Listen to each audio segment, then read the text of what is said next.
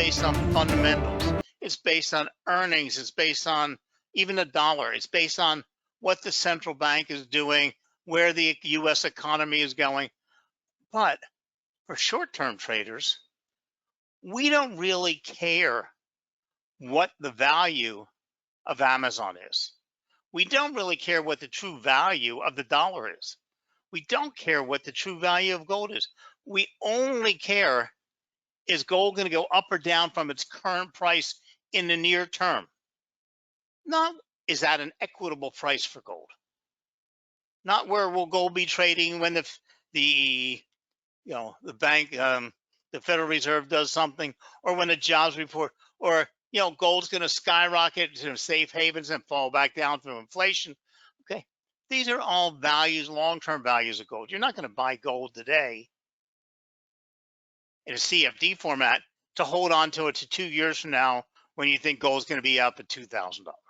You're going to trade gold today because gold's at $1,450 hypothetically, and you think it's going to bump back up because the Federal Reserve is going to say something, or Biden's going to do something, or Russia's going to accelerate the war. So you think gold's going to go up or down in value in response. In a short-term market, you're looking to make short-term profits on movements in the market. And to do this, we use different types of analysis, but one of those biggest types of analysis is technical analysis. Now, I explain technical analysis as chart analysis. It's looking at price charts and determining what the current value is for that asset and whether it's going to go up or down.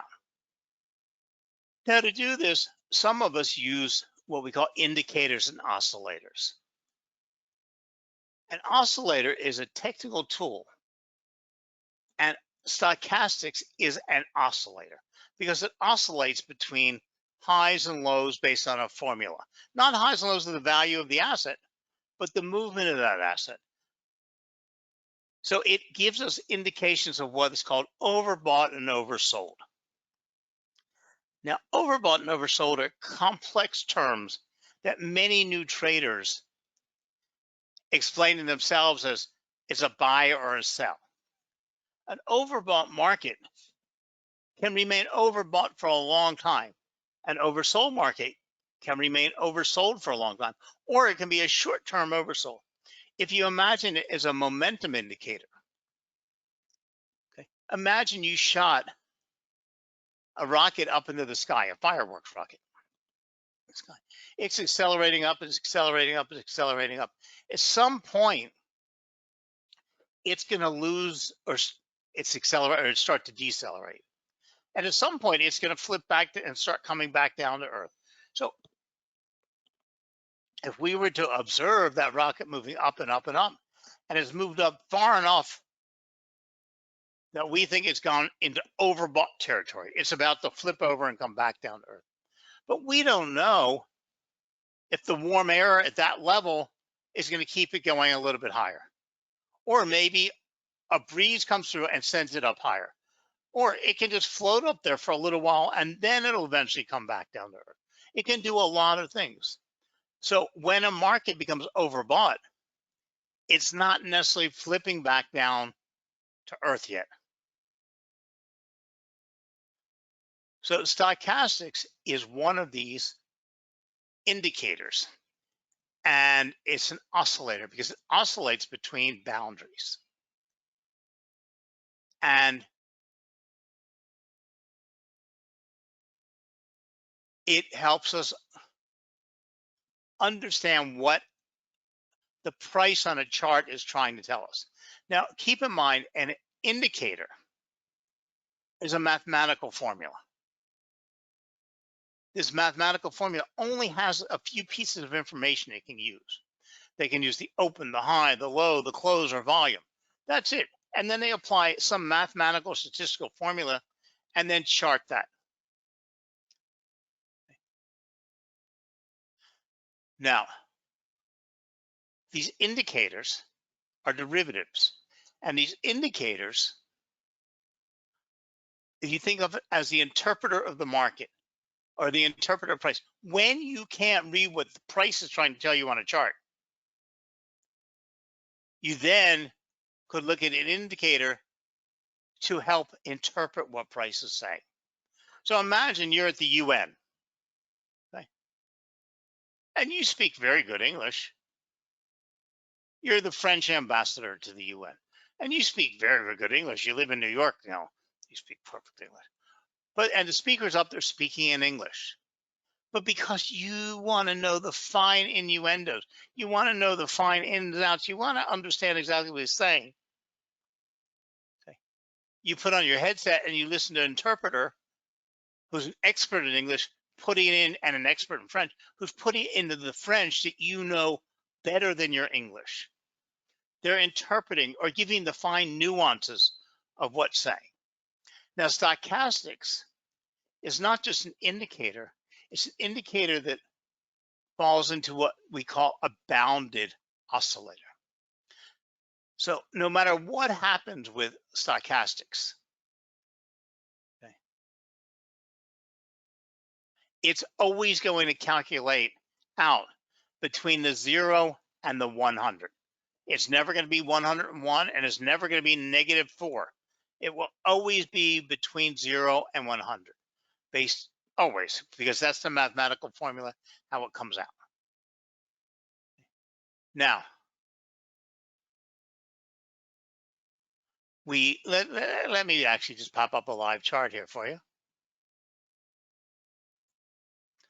And stochastics is placed at the bottom of below price down here. Now, don't worry about anything. It's automatically dropped on your charts. All modern charting systems have stochastics as an indicator.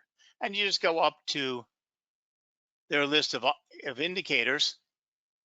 And no matter which chart you're using, find it, click on it, and it's going to drop it down here on the bottom of your chart. Now, because it always calculates out between 0 and 100, or 0 and 100, these are the boundaries. Now, stochastics adds another piece of information to the charts. And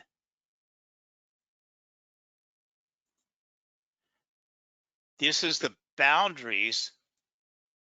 So this is called a bounded oscillator because it's bound between these two numbers.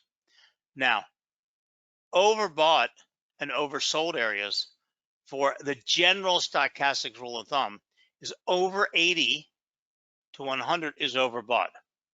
Below 20 to 0 is oversold. Okay. And that's how it is placed on your charts. Now, of course, you can personalize it. Now,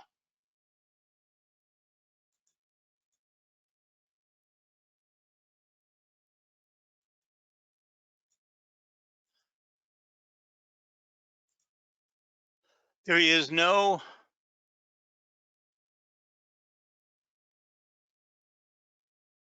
I'm just trying to find you a nice clean one to look at. Oh, come on.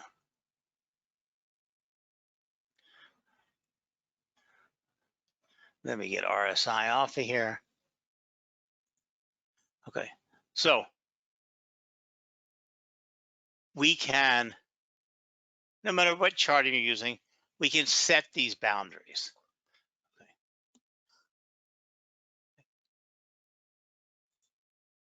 So the standard is between 80 and 20. Some people go to 75, 25. Some people use 70 and 30. Okay.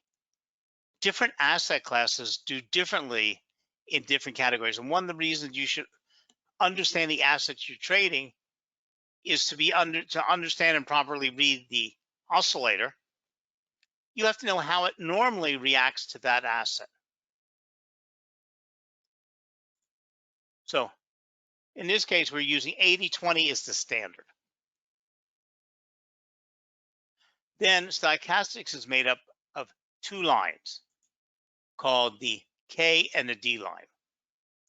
Okay. And these mathematical formulas also drop these lines because they're always between 0 and 100 onto your charts. So we have the red line and the blue line. Now, once we click the button and put it on our charts, we have to know what to do with it. So as with most also, you need to know the directional trend of an asset, rising or falling. And you need to determine that trend over a set time period, for example. It may help you look at your asset and see what it's doing. Stochastics work better in an uptrend or a downtrend. Now, the calculation for the K and the D are not complicated, but you don't have to know what they are, or if you want to get into them, we will. But the K, what we're looking at is the relationship between the two lines that are dropped on the chart. Okay. So when the K and the D cross each other, they give you valuable pieces of information. So not only are we paying attention, so what are we paying attention to? We're going to be paying attention to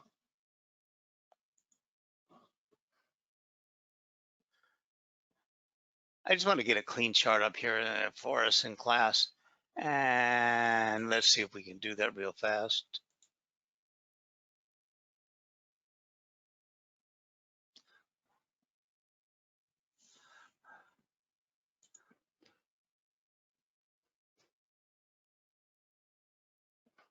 Okay, here we have a fresh, clean chart. This is my standard teaching chart.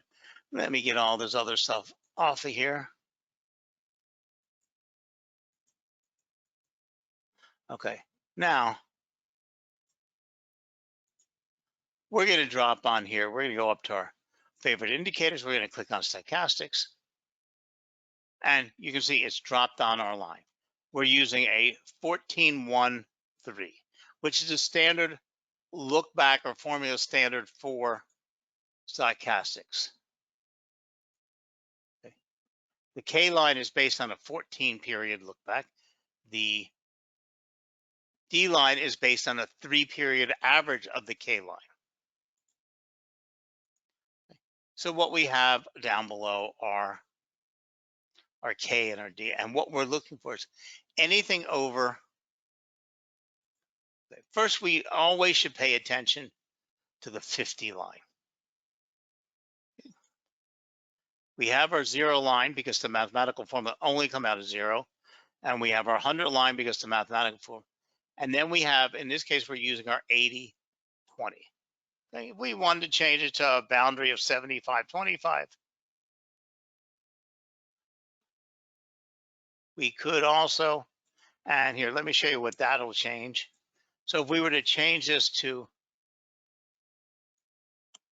a 75 and 25, it makes a very subtle change. It just shows you faster what is in the overbought and oversold territories. But several things we want to be concerned with. The indicator only helps us when we're over the overbought, into the overbought, or into the oversold. But at the 50 line, we always want to pay attention because rising above 50 is telling you one thing, falling below 50, and assets going towards oversold, going above, but it hasn't reached those overbought and oversold areas. Okay. But we also want to look at this in relationship to how price is moving. So what are we looking at? We're not paying attention to the 0, 100. We're looking at the boundaries of 25, 75, or 75 and 100, the direction in which the indicator is moving, as well as the break above the 50 line, whether it's rising or whether it's falling. And in conjunction to the price, because we can look for what is called divergence. That tells you when the indicator is moving one way but price is moving the other, you have divergence. And that also tells you something about what is happening in the markets.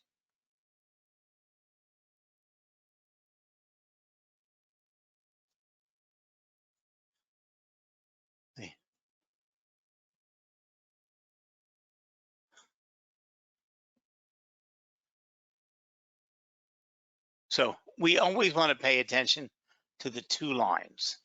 The fast moving line is shown as the K, the percent K line. In this case, it's the black line. And the slow moving is the percent D, which is in red. A slow moving stochastics smooths the K line. It takes some of the movement and it just applies a 3-period moving average to the value from the K line. And it just helps us smooth out what is happening in the markets. Okay. So when the percent D, okay, is on the market, and then we get the moving average of the 3, which is the percent K, that tells something because when the market is jumping up and the indicator is going up, but when we smooth it out, it's crossing over, it's telling us something. So when the percent K crossed over the D, it gives us an indication of support. As for the price portion of the chart, the move below the 20-day moving average shows a potential bullish entry signal. So see here we have the black percent K line and the smoothing average, the red line, and the black line breaks above the smoothing average, and the moving average on the chart, prices jumped above. So if you think about moving averages, it's a red-green signal. Above the moving average is a buy, below the moving average is a sell. So when the percent K crosses above the percent D line and the moving average is moving up, the 20-day moving average on our charts, we get what's called a buy signal. Okay. And in this case, it was above our 80%.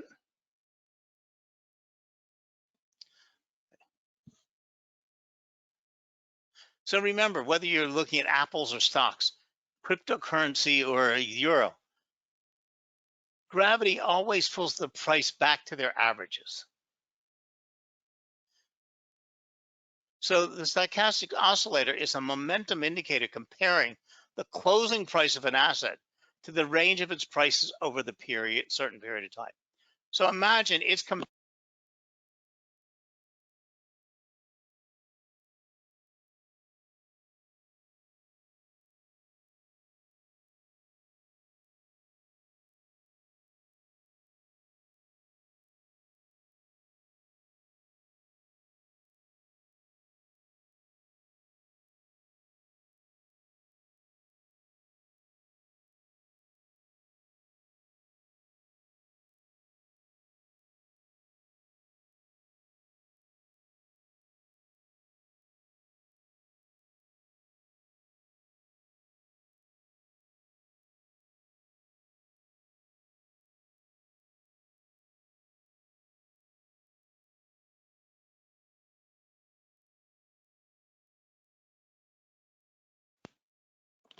okay. So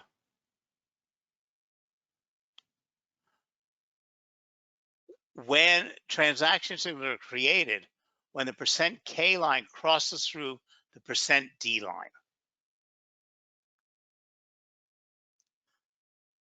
stochastics measures the momentum of price. If you visualize a rocket going up in the air, like I mentioned before it can turn down, it must slow down.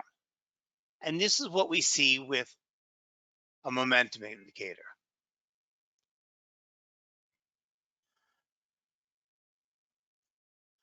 So the stochastics indicator analyzes a price range over a specific period. In this case, we use a 14 period, whether you're looking at a 14 1 hour or 14 15 minutes. And it compares the price to the highs and to the lows, not to the opens and closes.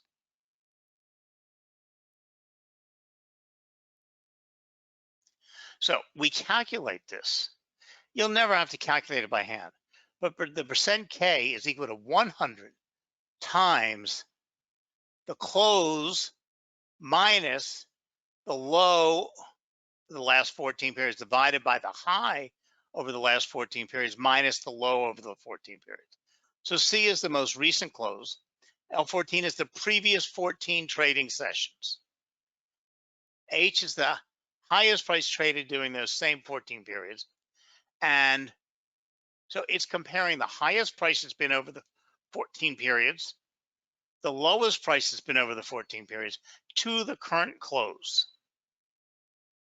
So to me, this is one of the indicators or oscillators that makes sense to me, because I always want to compare to where the asset is trading in comparison to its high and its lows.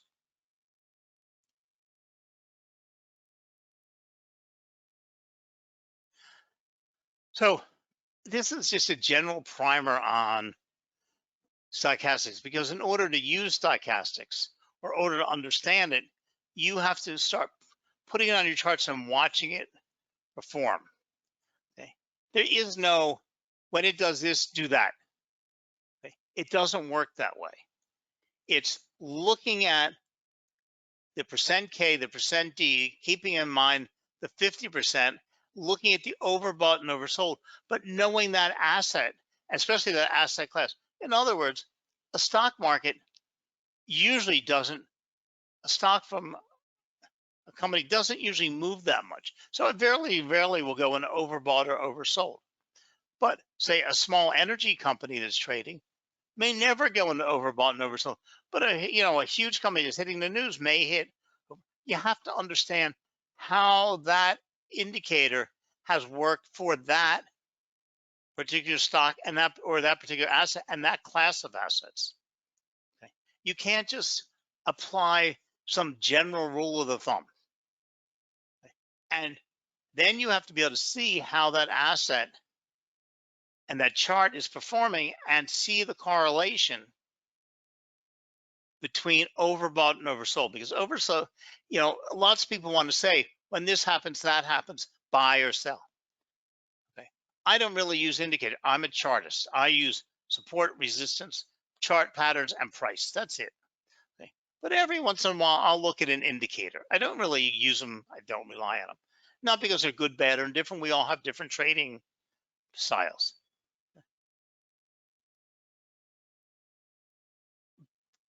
But overbought, to think that an asset will give you an overbought or give you a buy or sell signal, it gives you alerts, it gives you information.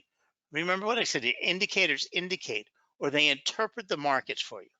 If I'm looking at my chart and I'm looking at the things that I look at and I can't figure out if it's what it's trying to tell me, I may want some assistance. So think of it as an aid or an interpreter, and combine that with your other trading strategies. And keep in mind, a lot of people, I don't understand it for the life of me, but they want to go through 4, 5, 6 indicators, and they'll use RSI on their charts as well as stochastic. Well, RSI and stochastics do the same thing. Why do you need 2 indicators that look at the same thing, that do the same thing, that tell you the same piece of information on your chart?